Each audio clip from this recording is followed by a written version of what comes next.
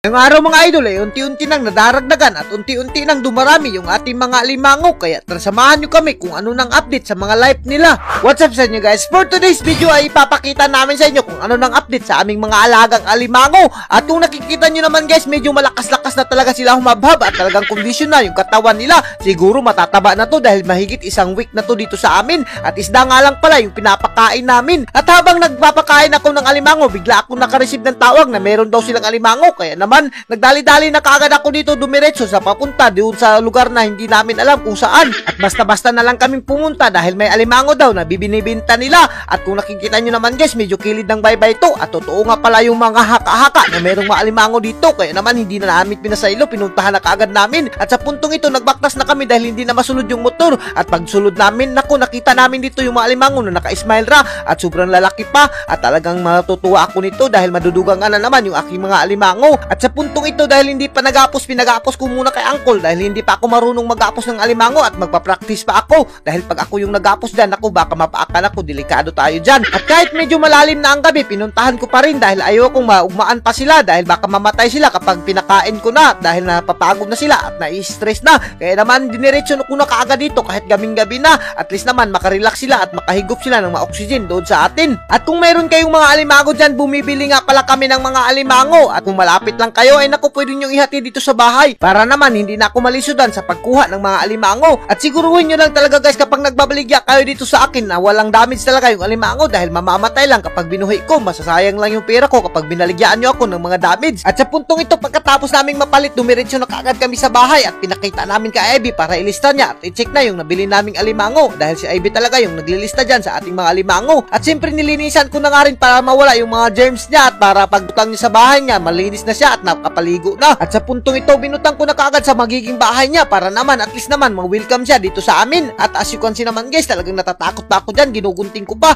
dahil pumapalag pa talaga tong alimango na to at medyo pumaak pa nga siya sa alambre at hindi pa siya nakuntinto, kaya naman hinahinay lang kami dyan dahil baka matingpo yung kagat niya, naku, maging reject at maadobo namin siya. Sa ngayon, hindi muna namin pinangalanan yung aming alimango dahil si Ivy lang yung magbibinyag ng pangalan nila. At kung nakikita nyo naman guys, talagang ang lakas ng mga alimango na to. At sa dinaasang pangyayari, medyo napultulan niya kami ng kamay ng alimango dito at na-reject na. Yan na nga ba yung sinasabi ko dito na talagang magmamahay tayo kapag ganito. Kaya naman sinugban na kagad namin yung paak at as you can see naman guys, medyo taba-taba na pala yung alimango na nabili namin. At sa puntong ito, pagka kinabukasan, nakabili na naman kami at may nag-deliver na naman dito sa amin. Kaya naman kayo kung gusto nyo mag-deliver, welcome na welcome kayo dito sa amin at bibili namin yung mga alimango nyo.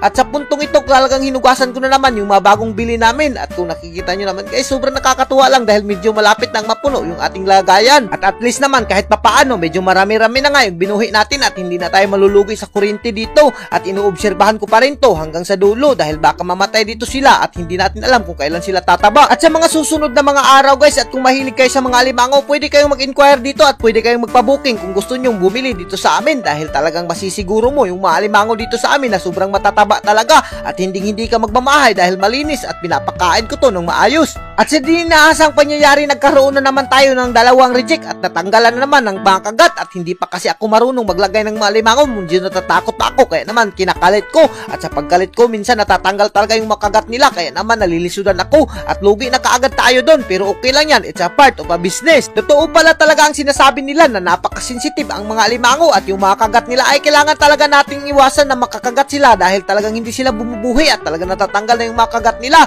Kaya naman sobrang natutuwa rin kami dahil may ulam kami ngayong paniod to, natanggalan yung paak niya. At sa puntong ito na nga ba yung sinasabi ko na nilagyan na nga ni Ivy ng mga pangalan nila at hindi ko alam kung ano yung mga pinaglalagay niyang pangalan, basta ang nakikita ko na lang merong Joy, merong Bibi Tom, merong Putol, merong GM at naku, ano talagang yung malagay sa isip ni Ivy dito. Pero para sa akin okay lang yan, at least naman tumutulong si Ivy sa akin at siya yung katuwang dito sa aming pagbibusiness. Naku, sobrang nakakatuwa rin naman dahil nagtutulungan talaga kami ni Ivy at siya yung tagalista, ako naman yung tigkuha ng mga alimango. At medyo marami-rami na nga yung loon ng aming galon at medyo natutuwa kami dahil talagang marami na yung papakainin ko at malilingaw na talaga ako dito. At speaking of pakain, sobrang isog talaga tong nakuha ko. At dahil sobrang isog tong nakuha ko na bago, kaya naman napagdesisyonan namin ni Ivy na lutuin na talaga siya. At as you can see naman guys, talagang niluto na kaagad namin at binutang namin sa kalderin dahil lalapuhan lang natin yan at magpupudrip kami ng alimango dahil wala talaga kami sudan. At kung nakikita nyo naman guys, medyo mataba-taba talaga siya kaya naman sobrang isog. At hanggang dito na lang kami at kung giganahan ka sa mga video namin. Huwag nyo nang kalimutan i-like and i-share para mas marami pa tayong lingaw. Thank you and God bless you all. Mabuhay kayong lahat dyan mga idol hanggat gusto nyo.